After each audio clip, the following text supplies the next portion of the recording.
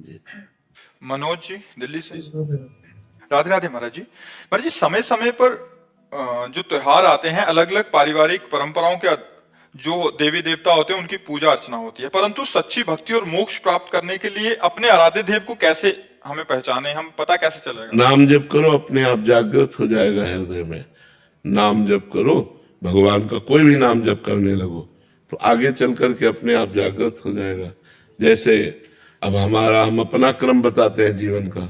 हमारी शुरुआत हुई चालीसाओं से। जब हम 3-4 में पढ़ने योग्य हुए तो सबसे पहले हम चालीसा में बहुत सी चालीसा इकट्ठा किए, हनुमान चालीसा, शिव चालीसा, ये चालीसा ऐसे, और उनको घंटों पाठ करते थे। पूर्व जन्म का कोई संस्कार था तो बचपन से हमें और कोई शौक नहीं था, यही शौक जगा तो चालीसाओं का पाठ। फिर भागवत और रामायण, ये 2 ग्रंथ बहुत सरल ग्रंथ है। हिंदी से भागवत और हिंदी में रामायण। जो संस्कृत का ज्ञान तो बचपन में था नहीं तो उसको पढ़ते। अब वो हमारे कोई इष्ट नहीं थे, पढ़ रहे तो भागवत पढ़ा, रामायण पढ़ा। फिर इष्ट वृत्ति जागृत हो हमारे अंदर, गायत्री की हुई। ब्राह्मण घर में जन्म हुआ था तो यज्ञोपवीत संस्कार हुआ, फिर गायत्री का अनुष्ठान हुआ।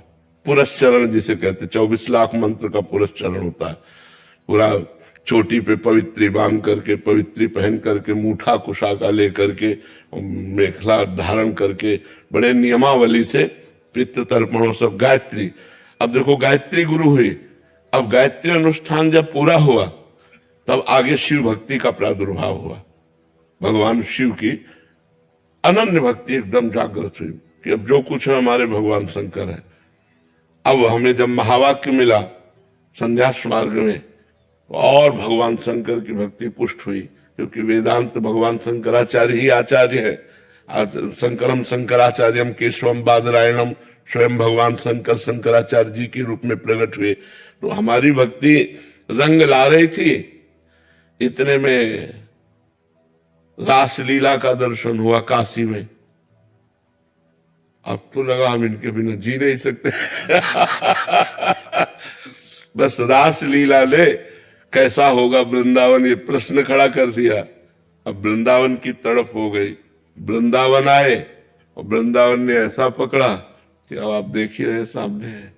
तो अब श्यामा श्यामिष्ट है, कहां से शुरू हुई और कहां। तो अगर हम परमार्थ में चल दें तो हमको ये प्रश्न करने की जरूरत नहीं है। सीढ़ी बाय सीढ़ी, स्टेप बाय स्टेप वो हमारे हृदय में आता रहेगा। बस हम चले।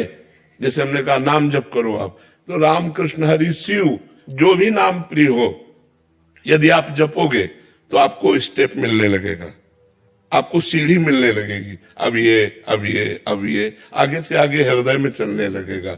ऐसे कोई छांटा नहीं जाता कि हम किसको अपना इष्ट बना रहे, वो नहीं, वो भजन से आता है। हमने कभी नहीं सोचा था कि हमारे राधा कृष्ण इष्ट होंगे।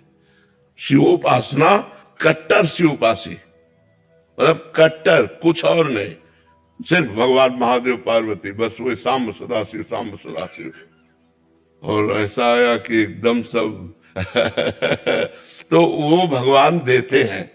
तो हमें लगता है साधक को चिंता नहीं करनी चाहिए, खूब नाम जप करना चाहिए। अपने आप जहां जैसे सेट होना है वो सेट हो जाएगा। जहां का जीव है वहां सेट हो जाएगा, ऐसा हो जाएगा। गौरव